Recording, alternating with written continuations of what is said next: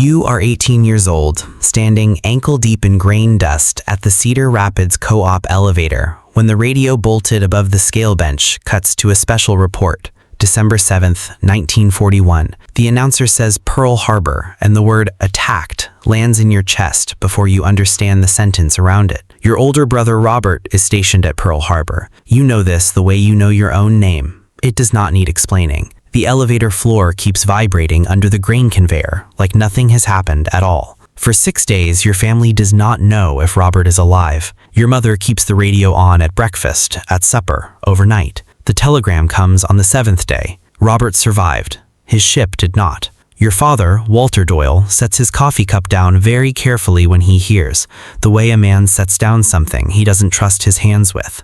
Walter was gassed at the Meuse-Argonne in 1918. He does not talk about the war. He talks around it.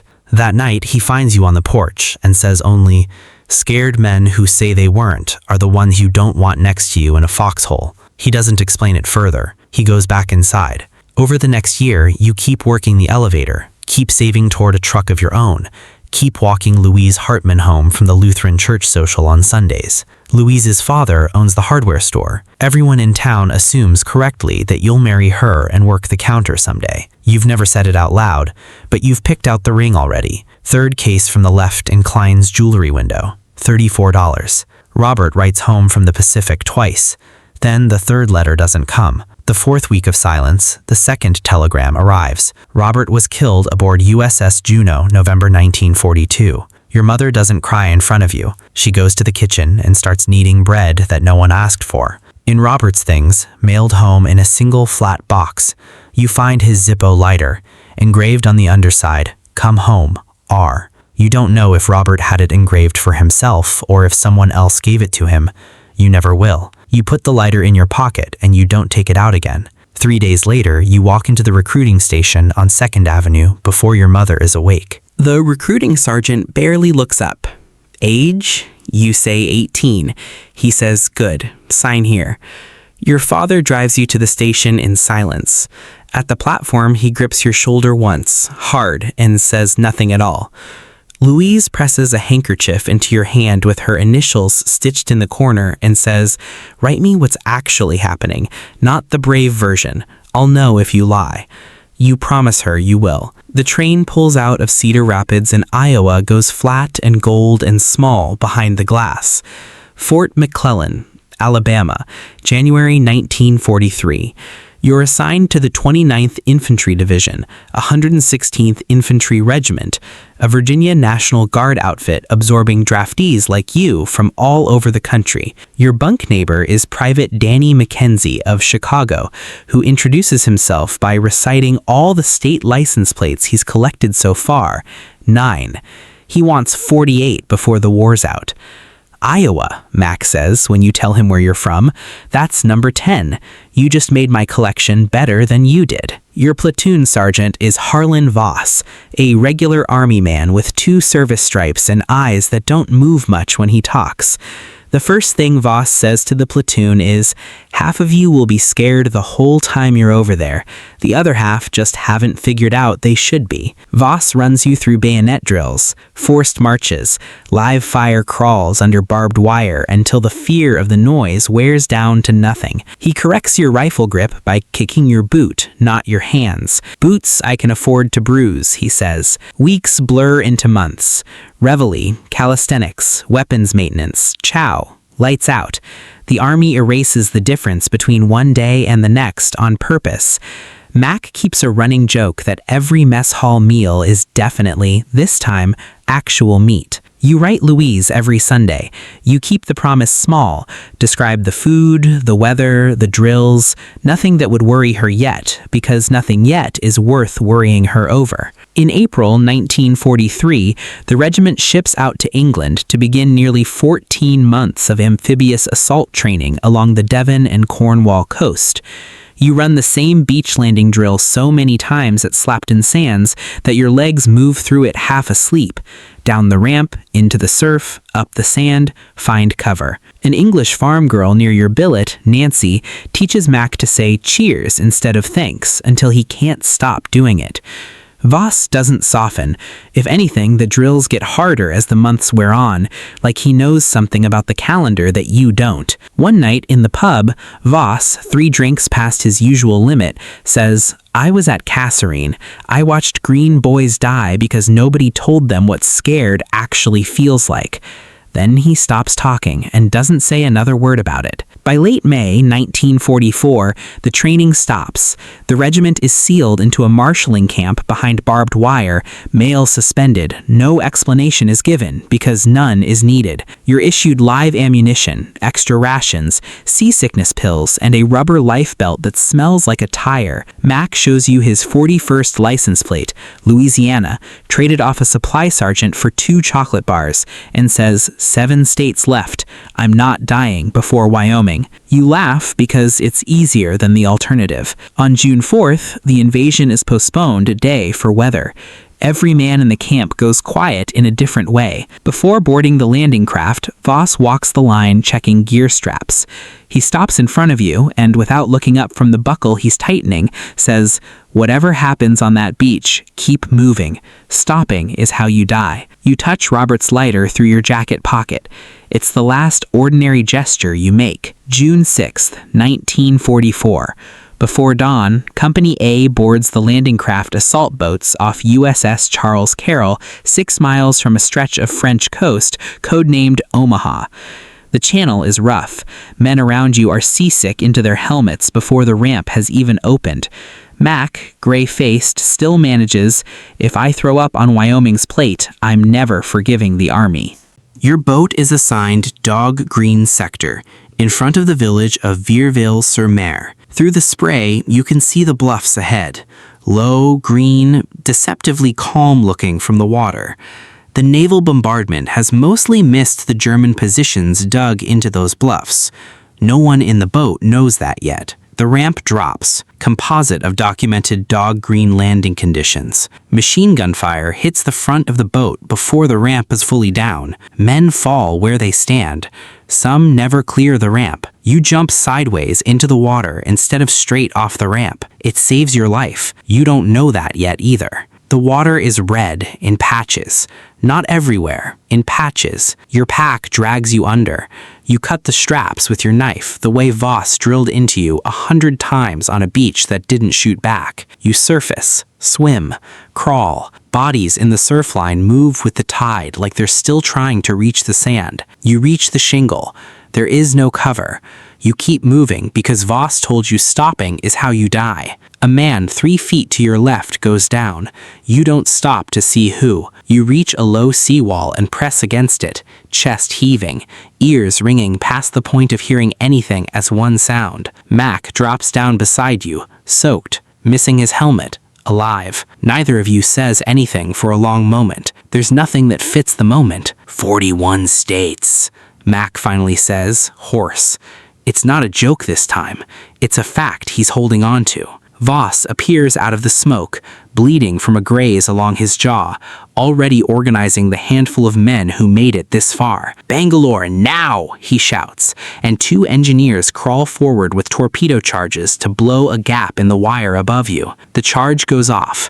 The gap opens. Voss goes through it first. By mid-morning, scattered groups from multiple companies have fought their way off the beach through the draws and up onto the bluffs, no longer organized by unit, just by whoever is nearest and still moving. Of the roughly 200 men who went ashore in Company A that morning, most are dead, wounded, or missing by the time the beach is declared secure. You don't do the count yourself. Nobody has to tell you what you can see with your own eyes. That night, dug into a shallow scrape above the bluff, you take out Louise's handkerchief and don't write anything on it. You just hold it. The days after D-Day, the division pushes inland into the Normandy bouquet. Thousands of small fields boxed in by earthen banks and centuries-old hedgerows, each one its own miniature fortress. Every hedgerow could hide a machine gun nest. You learn to assume it does until proven otherwise. Mac starts calling it hedgerow poker. You never know what's behind the next green wall until you're already committed to the hand. Your squad clears a farmhouse near a hedgerow line. Inside, a French family, an older farmer, his wife, and a daughter about your age named Elise, are hiding in the root cellar. Elise speaks broken English, enough to tell you a German patrol passed through 2 hours earlier, heading north. Voss questions her carefully, watching her hands, not just her words. Trust here is a tactical decision before it's anything else. She draws the patrol's likely route in the dirt floor with a stick, unprompted, and it matches terrain your platoon can verify. Voss decides to trust it. The information is good. It lets your platoon avoid an ambush position a half-mile up the road. A wounded German soldier, no older than 17, is found in the hedgerow beyond the farmhouse, unarmed, his rifle lost in the retreat. One of your squad mates raises his rifle. Voss puts a hand on the barrel and pushes it down.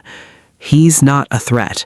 He's a kid who ran out of places to run. You remember Kasserine and the drinks Voss had that one night in England, and you wonder for the first time whether the man giving that order has done the opposite of it before. The boy is taken prisoner. Voss doesn't explain his choice, and no one asks him to. You never find out what happened at Kasserine. The question sits in you and doesn't leave. The hedgerow fighting grinds on through June into July, measured in yards, not miles, each field costing men you knew by name. A mortar round lands close during a push near the Veer Road. When the dust clears, Private Sammy Coughlin from your squad, the one who taught everyone card tricks in England, isn't moving. You don't linger on it. The line has to keep advancing. Someone drapes a poncho over him, and the platoon moves on. That night, you realize you can't remember what Coughlin's laugh sounded like, only that he had one, and that not remembering feels worse than the loss itself. July 18th, 1944.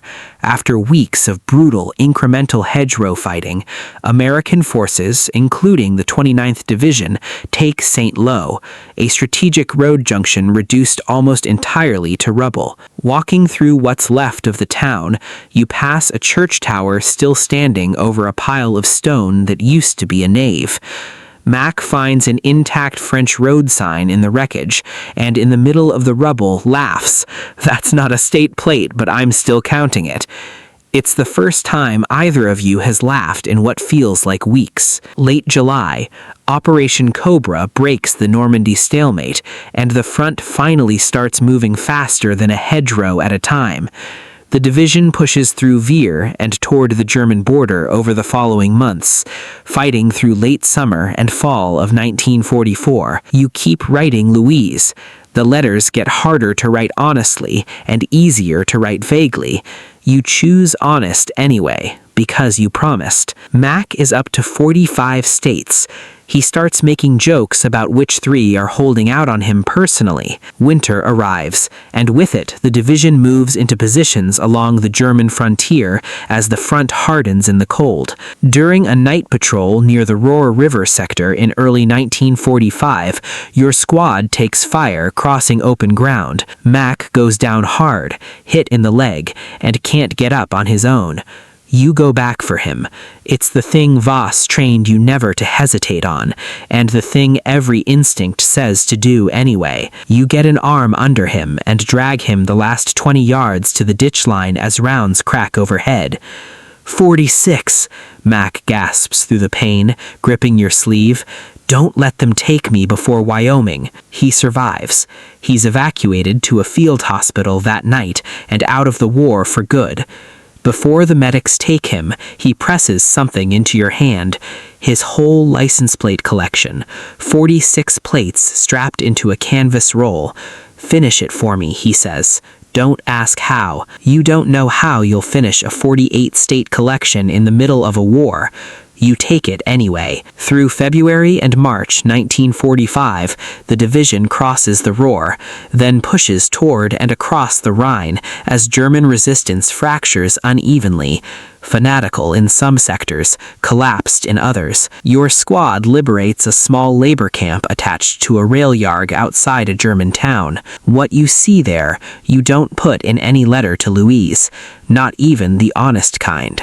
Voss stands in front of the gate for a long moment before giving any order at all. It's the only time you ever see him not know what to say. You never fully resolve in your own mind how the same army capable of what you saw at that camp is made up of teenagers not so different from the one Voss spared in the hedgerow. You decide uncertainty is part of the truth of it. In April, crossing a shattered village east of the Rhine, Voss takes a sniper round while directing the platoon through a street intersection. It happens fast. 1 second he's shouting positions, the next he's on the ground and the shouting is yours. You get to him. There's nothing to do that makes a difference. He says one thing before he goes, barely audible. Kasserine. I didn't stop it in time once. Made sure I did after. You never learn exactly what he means. You will carry the not knowing the rest of your life. The platoon has to keep moving. Someone else takes point. The street is still under fire. It isn't until that night, dug into a cellar with 3 other survivors, that what happened actually reaches you. In the weeks after, you find yourself giving Voss's old order to a green replacement. Keep moving. Stopping is how you die. Before you realize you've become the voice he was. Late April into early May 1945, the division continues its advance and reaches the Elbe River near Bertingen, where American and Soviet forces link up. You watch a Soviet soldier and an American private, no shared language between them, trade cigarettes and shoulder slap each other like old friends at the river's edge. Word reaches the line on May 8, 1945. Germany has surrendered. The war in Europe is over. There's no cheering in your part of the line. Not at first. Just men sitting down where they stand, like their legs finally believe it. Occupation duty follows. Weeks of processing prisoners, guarding checkpoints, waiting for orders home that come slower than anyone wants. You write to Elise's family before you ship out, thanking them, though you never learn if the letter reaches them through the wreckage of the postal system. You keep Robert's lighter and Mac's canvas roll of license plates in the same inside pocket the whole way home, like they belong to the same promise now. The troop ship back to New York in late 1945 is quiet in a different way than the one crossing to England was. Men who talked constantly on the way over don't talk much on the way back. You try to write Louise on the ship, the honest version, and can't find the words for what needs telling. You write about the weather instead and hate yourself a little for it. Discharge processing at Fort Dix takes 3 days of forms, physicals, and a uniform that doesn't quite fit the man wearing it anymore. Nobody tells you how to walk back into a life that kept going without you. You have to figure that out on your own,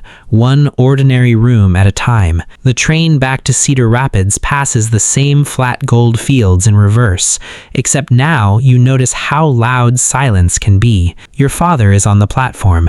He doesn't say anything at first either, just grips your shoulder the same way he did the day you left, except this time he doesn't let go as fast. Your mother has made bread.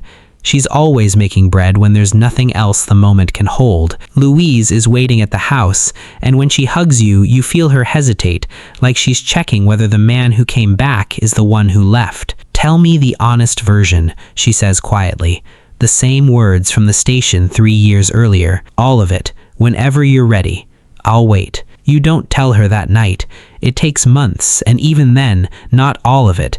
Some of it belongs only to men who were on that beach, or in that camp doorway, or in that street with Voss. Over the following 2 years, you take over the hardware store counter as expected, marry Louise in the spring of 1947, and never do buy the truck. You find you don't need it as badly as you thought you would. You write to Mac, who's settled in Ohio, still 2 states short. In 1948, the two of you drive to Wyoming together and finish the collection at a gas station outside Cheyenne. Mac mounts all 48 plates on a board in his garage. 47 were his own hand collecting them. The 48th, Iowa, has your name written on the back in pencil, where only he knows to look. Years later, your son asks about the old lighter you keep in the desk drawer, the one that doesn't light anymore, engraved, "Come Home, R." You tell him it belonged to his uncle, who never got the chance the inscription was written for. You put the lighter in your son's palm and close his fingers around it, not because the promise is finished, but because it isn't, and it was never meant to end with you. You still don't know exactly what Voss meant about Kasserine, or whether the boy in the hedgerow lived out the war, or whether Elise's letter ever reached her. You've decided that's allowed to stay unfinished. Not every promise gets a clean ending. Some of them just get carried, hand to hand, for as long as there's someone left to carry them.